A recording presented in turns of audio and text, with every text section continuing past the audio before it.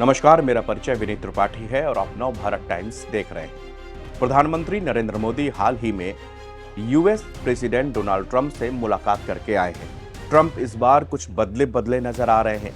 वो व्यक्तिगत संबंधों से ऊपर उठकर make America great again slogan को सार्थक करने वाले प्रयासों में जुटे हुए हैं।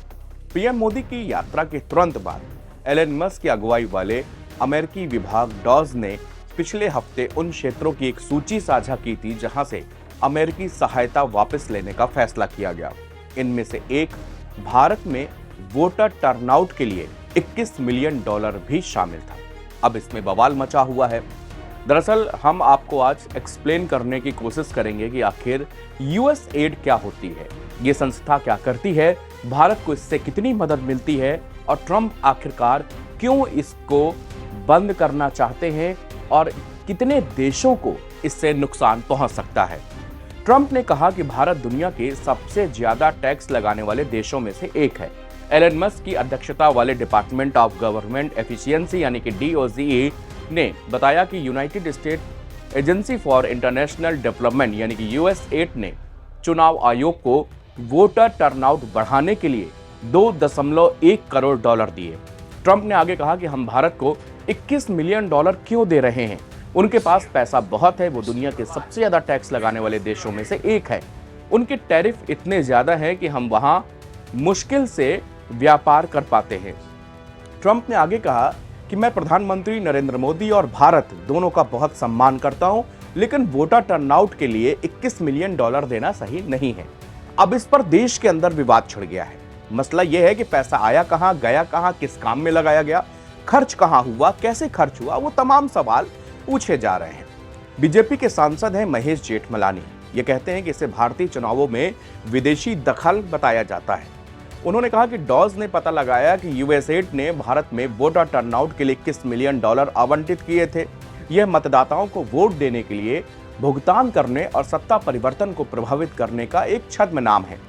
वीना रेड्डी को 2021 में यूएसएड का भारतीय मिशन का चीफ बनाया गया था। चीफ बनाकर भारत भेजा गया था। जांच एजेंसी उनसे यह पूछ सकती है कि पैसा किसे दिया गया था।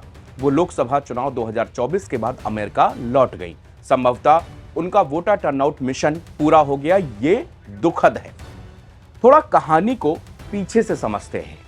अमेरिका में दर्जनों वरिष्ठ अधिकारियों को छुट्टी पर भेज दिया गया है। हजारों ठेकेदारों को काम से निकाल दिया गया है। अन्य देशों को दी जाने वाली अरबों डॉलर की मानवीय सहायता पर रोक लग गई है। 20 जनवरी को अपने कार्यकाल के पहले दिन अमेरिकी राष्ट्रपति डोनाल्ड ट्रंप ने विदेशी सहायता पर 90 दिनों की रोक लगाई। अमेरिका अब दुनिया में विदेशी सहायता का सबसे बड़ा सोर्स है अभी तक। हालांकि अन्य देश अपने बजट का हिस्सा देते हैं।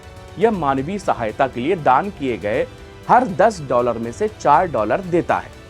यूएसएड की स्थापना 1961 में तत्कालीन अमेरिकी राष्ट्रपति जॉन एफ कैनेडी ने की थी। दुनिया भर में इसके करीब 10,000 कर्मचारी हैं और इसका सालाना बजट करीब $40 अरब का है, जबकि अमेरिकी सरकार की विदेशों में सहायता का कुल बजट $68 अरब का है।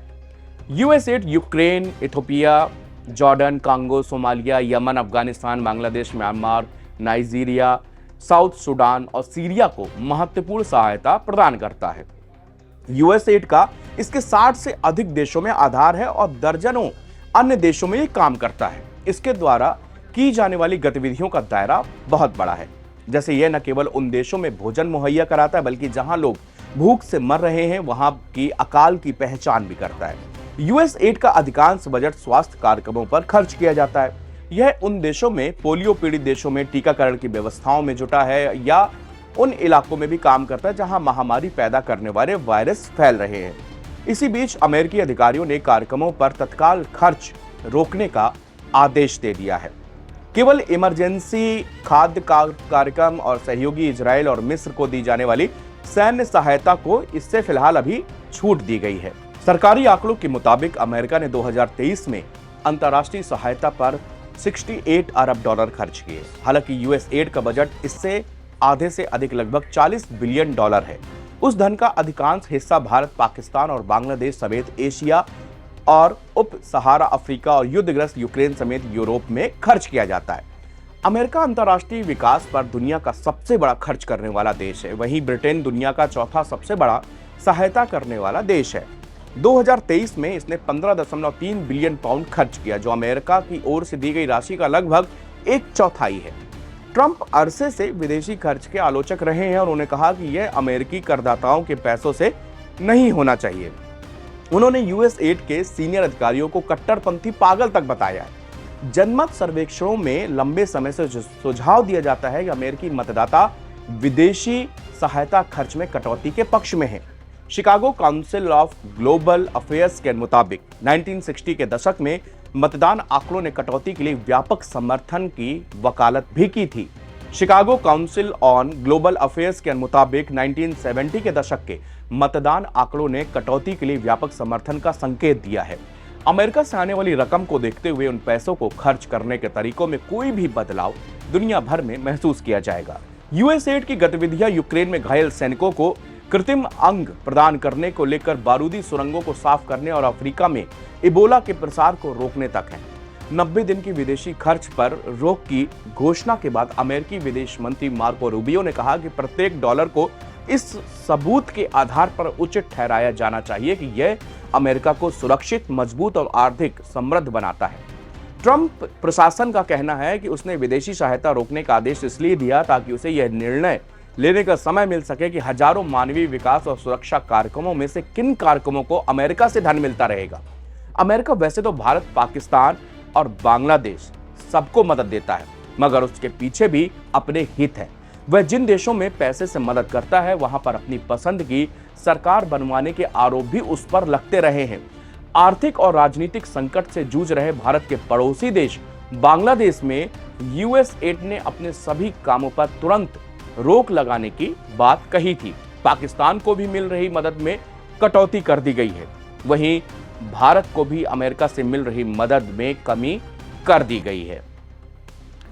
कांग्रेस पार्टी ने भी भारत की चुनावी प्रक्रिया में विदेशी हस्तक्षेप की निंदा की है। उन्होंने मोदी सरकार से यूएस एड के दावों की जांच करने और अगर कोई गलत काम हुआ है तो कार्रवाई करने का इसमें आग्रह किया है। यह मामला बेहद गंभीर है और देश की राजनीति में विदेशी दखलंदाजी के सवाल खड़े करता है। क्या वाकई में अमेरिका ने भारत के चुनावों को प्रभावित करने की कोशिश की है? यह एक बड़ा सवाल है जिसका जवाब जरूर मिलना चाहिए।